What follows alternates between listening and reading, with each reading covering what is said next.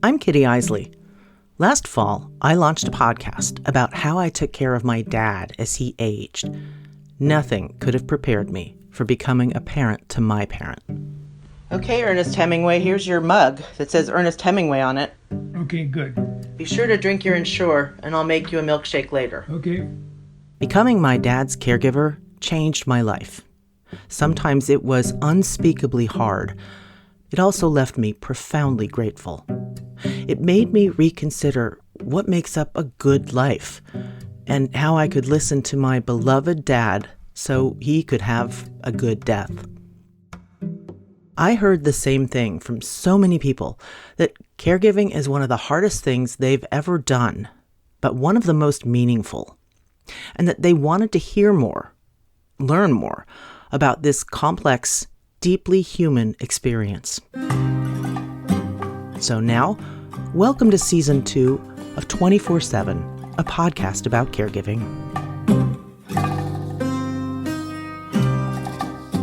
Caregiving turns you inside out. You come out at the end different. That is certainly what happened for my first guest, another daughter who took care of her very famous father. I, Ronald Reagan, do solemnly swear that I will faithfully execute the office of President of the United States. that I will faithfully execute the office of President of the United States. That, of course, is our 40th president being sworn into office. So help me God. Now, I congratulate you, sir. In 1994, 5 years after he finished his second term in office, former President Ronald Reagan was diagnosed with Alzheimer's disease. For the next decade, until his death, his daughter, Patty Davis, was intimately involved in his care. And Patty says it changed her life too. After he died, I sort of felt like I was finished with Alzheimer's, which, as I wrote in the book, seems so naive to me now. Because I don't think that you are. I think that if you really willingly go on this journey that the disease takes you on, it changes you, and the lessons that you have learned on that journey continue to seep into your life and affect your life. And I also certainly became more and more aware that caregivers were not being cared for and were not being paid attention to. For many years after her father died, Patty Davis ran support groups for families caring for people with Alzheimer's. Now she's written a book. It's called Floating in the Deep End: How Caregivers Can See Beyond Alzheimer's. I read Patty's book after my dad died. He had dementia that was related to heart failure, and I still found it so helpful, so comforting.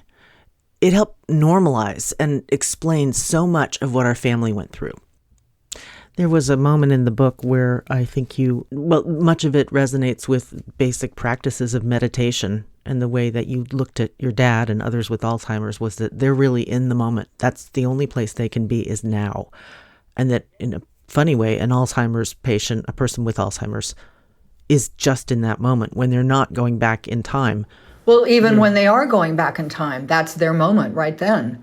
If they're 16 at that moment, they are 16 at that moment. You're not doing anybody any favors, neither them nor yourself, if you go, no, I'm sorry, you're 80 years old, you're not 16 anymore. To them, that's real. In that moment, that's real. Go with it. You might learn something about that person that you never learned before.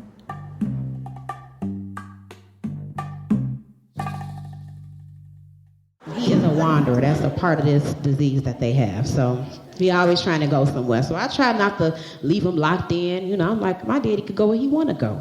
So we started. I took him for a walk outside over here by his house. And it just did not go well. Like, as soon as we got outside and started walking down the street, he turned around and didn't know who I was. He started running away from me. I see a woman coming toward us. My daddy like, ma'am, do you need help? I'm like, oh, God. So I'm running behind him. Then she's like, sir, do you need help? I'm like, no, I need help. He is a person with dementia. He think he needs to help you. Let him help you. I finally got him in the house, and I was crying about it. I was really hurt. And I end up telling my mom about it. And my mom was cracking up. I mean, she thought it was so funny. And to the point, as I'm telling her, she was saying, I'm so sorry. I'm sorry to laugh. I'm sorry, but I really, the way you saying it just sounds so funny. And what else he do? So then I called my stepmom back and was telling her, and she was like, yeah, I didn't want to laugh earlier when you came back in the house, but I saw your little feet running down the street. And I did think it was kind of funny watching you chase him. So I went to the open mic that night, and I ended up telling the producer of the open mic about it, just sidebar conversation. And she was like, that's a funny story. You should tell it on stage. And after that, I put it in my stand up, and then I would just, anything that he would do to frustrate me or just would be crazy or get him out or just difficult tasks, I would tell it on stage. People thought it was funny. I was like, oh, if I tell the audience about it, they like it. This is actually funny. And people would come up to me after the show and be like, yeah, my father has Alzheimer's, my grandma or my aunt.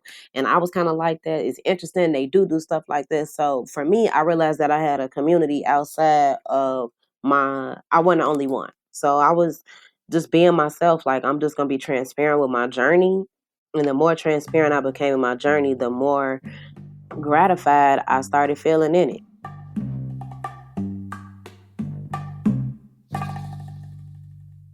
This is what I found so striking in Rodrigo Garcia's account of his father's last years and days. The almost old-world courtesy of everyone. I mean, it is a culture, Mexico, where death is very much discussed and part of life and part of the mythology of life. It's not swept under the carpet. You know, we have, of course, the Day of the Dead, but it's part of the discussion, as it were. It's also a culture, where older people are venerated. You know, in that sense, it's not unlike Japan, to name one country.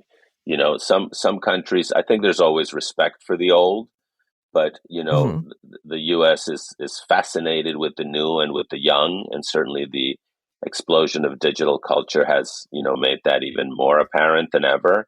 You know, the word boomer is not necessarily a positive one, but I think there is it is the Latin culture, certainly the Mexican culture, is still a culture that there is great respect for the elderly and where they are in life and what they've been through, even if sometimes the elderly are stubborn or knuckleheaded or sometimes downright wrong. You know, there's still respect for someone who has traveled the long journey. And they may be frail now, but that doesn't mean there's no respect.